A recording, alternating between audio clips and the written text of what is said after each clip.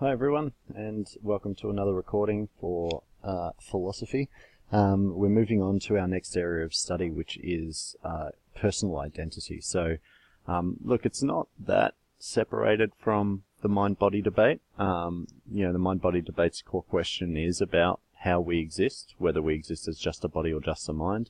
Personal identity is more about this notion of self, and where this notion of self comes from, what's the correct interpretation of self, and really how we measure it. So that's what this topic is going to be looking at. We're going to start off with the argument that there is no self, that self is really not an illusion, that's probably the wrong way to put it, but that the notion of self is really just a collection of experiences and perceptions that we then designate with a name, which is your name, and that name is really quite meaningless. That doesn't exist in reality. That sort of continuity of the self doesn't actually exist. So this is the Buddhist perspective on self. We're going to be doing quite a brief reading from a text which I've spoken a little bit about in class already, but so this is a holy text for some sort of brands of Buddhism, and it's just an important text for others. But this notion of self that we're going to see in it is pretty universal across the different branches of Buddhism. So the text is just referred to as Buddhist scriptures, but the section that we're going to be reading, the questions of King Milinda, are very famous within the Buddhist realm. Now this first recording is just going to be the introduction, so it won't be very long at all. As I've got here, the section doesn't really begin talking about the self. It just gives us a little bit of background. It sets the scene for the conversation that is going to follow. And so the two people who are going to be conversing are King Milinda and the Buddhist sage Nagasena. So King Milinda was what we'd call him a Greek king, although it's not Greece in the idea of Greece today. So he was a ruler within what we now know as Afghanistan, that sort of region. So this was after the period where Alexander the Great had conquered really most of the known world at that time. So right over from Greece to and all of what we now consider the Middle East. So King Milinda rules in this region.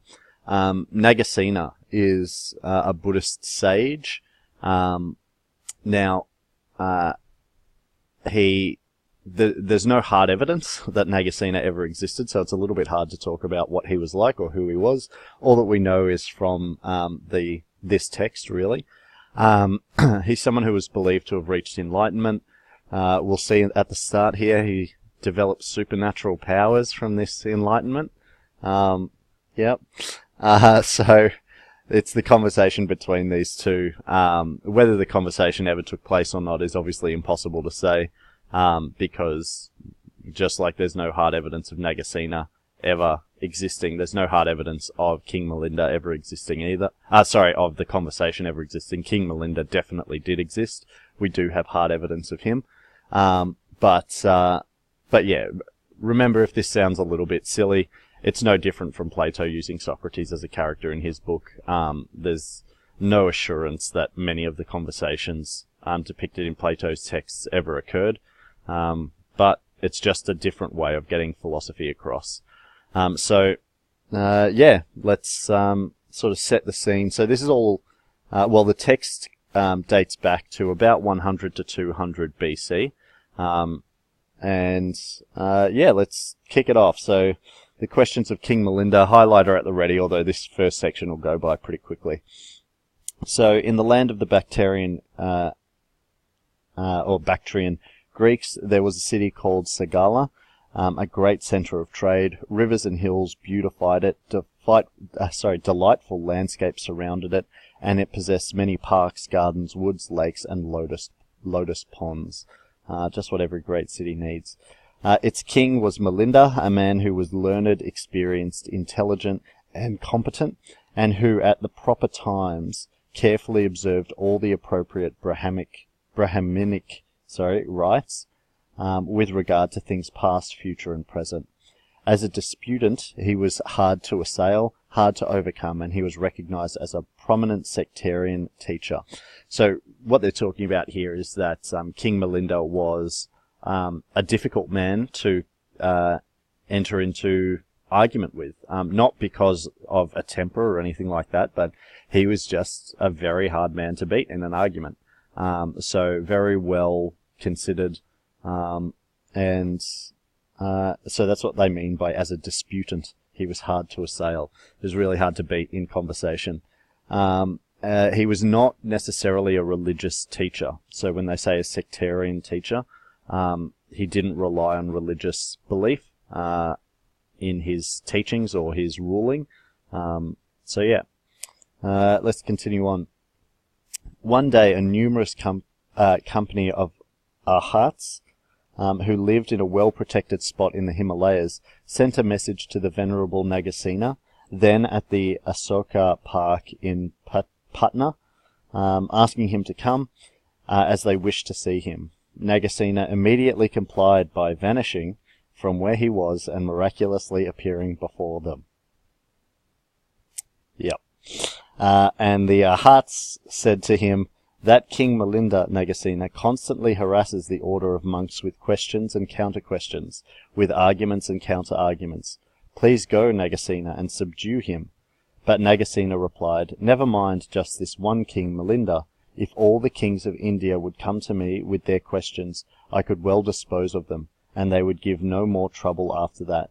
You may go to Sagala without any fear whatever." And the elders went to Sagala, lighting up the city with their yellow robes which shone like lamps, and bringing with them the fresh breeze of the holy mountains. The Venerable Nagasena stayed at the Sankhya Hermitage, together with 80,000 monks. King Milinda, accompanied by a retinue of 500 Greeks, went up to where he was, gave him a friendly and courteous greeting, and sat on one side. Nagasena returned his gesture, and his courtesy pleased the king's heart. Oh, isn't that nice? So after Nagasena teleported to... Sorry.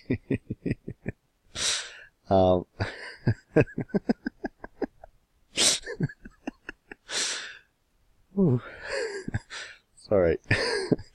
After Nagasena made it, in one way or another, to his destination, King Milinda has now arrived there with his retinue of 500 Greeks. So this was essentially his retinue of bodyguards that he travelled with, so that he could enter into a conversation with Nagasena. So this was kind of a bit of a title bout, if you can imagine, with the Buddhist monks champion Nagasena coming up against the sectarian champion in King Milinda. So it was a highly anticipated conversation. Sorry, I'm still laughing about Nagasena teleporting. But, far be it from me to say that it didn't happen. An amazing ability, though. Who knew enlightenment could lead to teleportation? Anyway, so we'll leave it there for today. I'm going to go have a hearty chuckle. And we'll be picking up with really the core of the reading, which is starting at the little number 2 on the page there, the doctrine of not self.